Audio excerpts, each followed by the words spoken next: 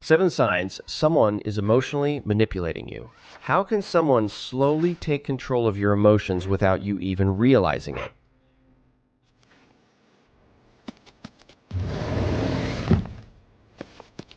Let the duck explain. Imagine this. You have a conversation with someone, and somehow, by the end of it, you are apologizing. You are not even sure what you did wrong. You enter the conversation feeling confident about what happened, but now you are confused, guilty, and questioning yourself. That confusion may not be accidental. Emotional manipulation is not always obvious. It does not always look like shouting, threats, or open aggression. Sometimes it looks like concern. Sometimes it sounds like love. And sometimes it happens so gradually that you only notice it after your confidence, boundaries, and peace of mind have already started disappearing. Here are 7 signs that someone may be emotionally manipulating you. Sign number 1. They make you question your own memory. You clearly remember what happened. You remember what was said. You remember how the conversation made you feel. But the other person tells you that never happened. You are remembering it wrong. You are too sensitive. You always exaggerate. After hearing this often enough, you may begin to distrust your own perception. You start thinking, maybe I misunderstood.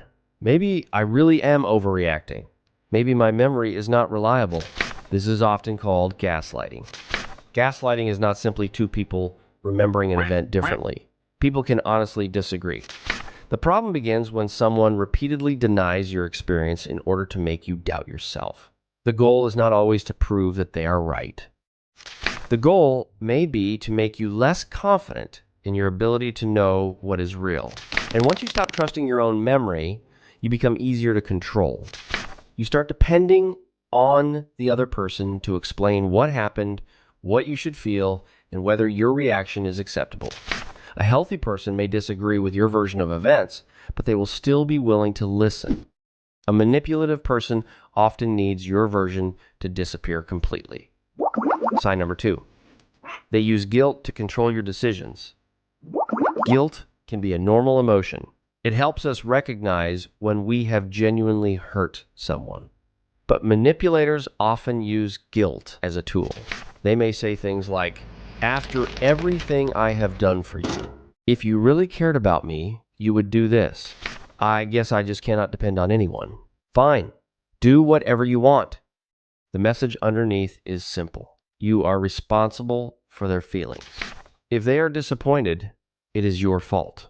If they are upset, you must fix it. If you say no, you are selfish. This creates a situation where you are technically allowed to make your own choice, but you are emotionally punished for making the wrong one. Over time, you may stop asking yourself what you actually want. Instead, you begin asking, what choice will keep them from becoming upset? That is not freedom. That is emotional pressure disguised as choice. In a healthy relationship, someone can express disappointment without making you feel like a bad person. They can ask for something without turning your love into a test. Sign number 3. They withdraw affection as punishment. One day, they are warm, loving, and attentive. The next day, they become cold and distant. They stop replying. They avoid eye contact. They remove affection. They act as though you are invisible, and they may never clearly explain why. This is different from someone taking a little space to calm down. Healthy space is communicated.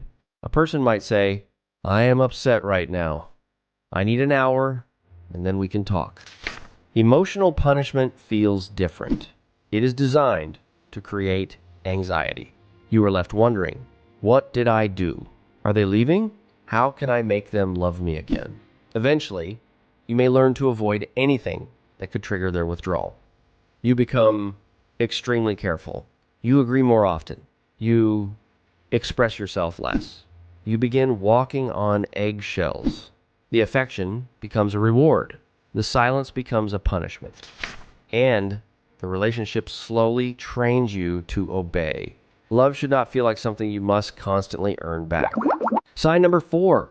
They turn every problem back on you. You bring up something that hurt you. Maybe they lied. Maybe they broke a promise. Maybe they crossed a boundary.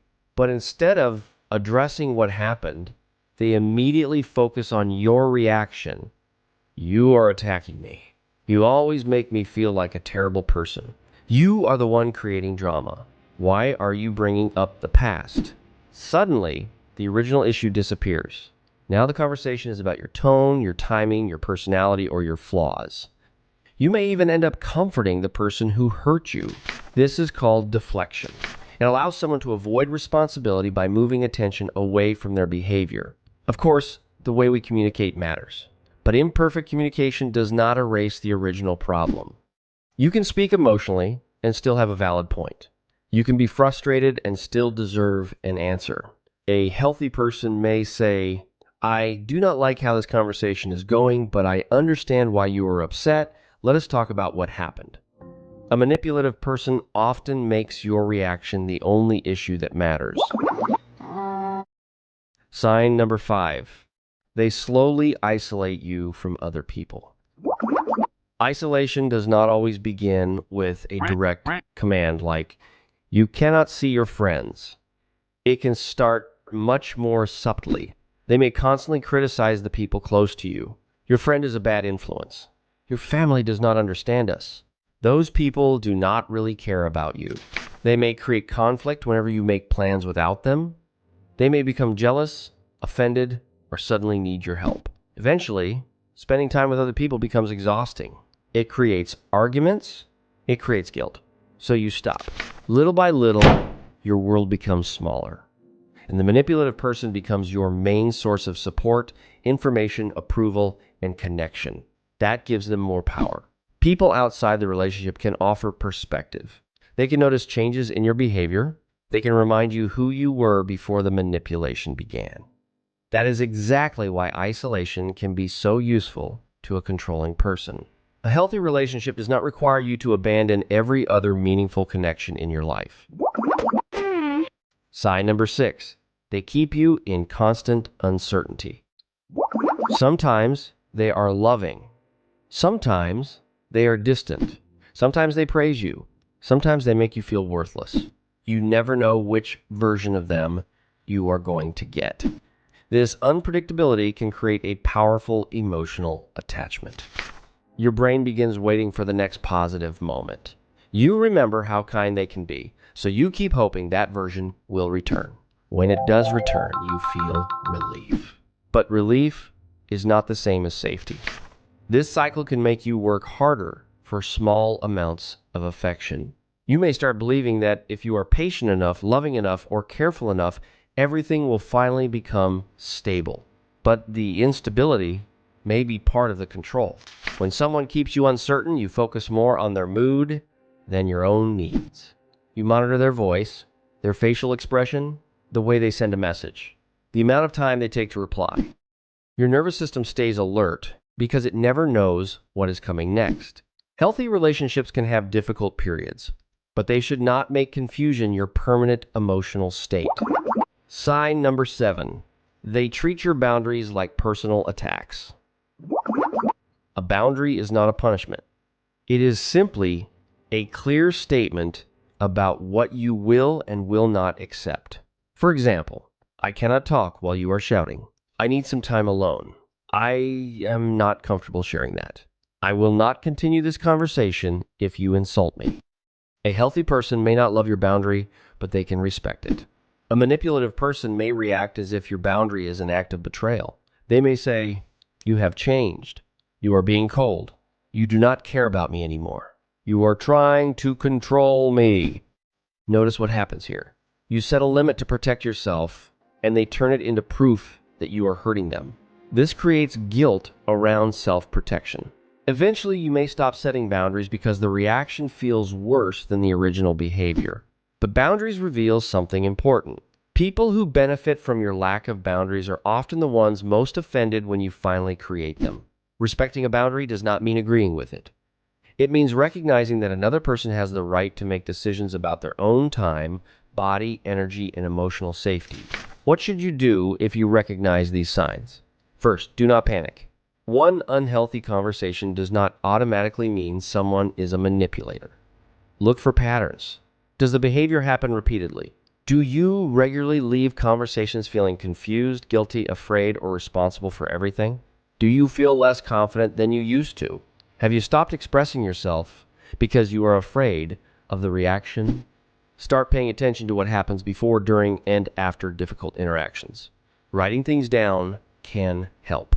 Not because you need to build a legal case against the person, but because manipulation often creates mental fog. A written record can help you trust your own perception. Talk to someone outside the situation. A trusted friend, family member, counselor, or therapist may be able to see patterns that are difficult to notice from inside the relationship. And most importantly, remember this. You are allowed to say no. You are allowed to take time before making a decision. You are allowed to disagree. You are allowed to have boundaries. And you are not responsible for managing another adult's emotions at the expense of your own well-being. Emotional manipulation often works by making you believe that protecting yourself is selfish. It is not. Understand your mind. Protect your peace. And whenever human behavior feels confusing, let the duck explain.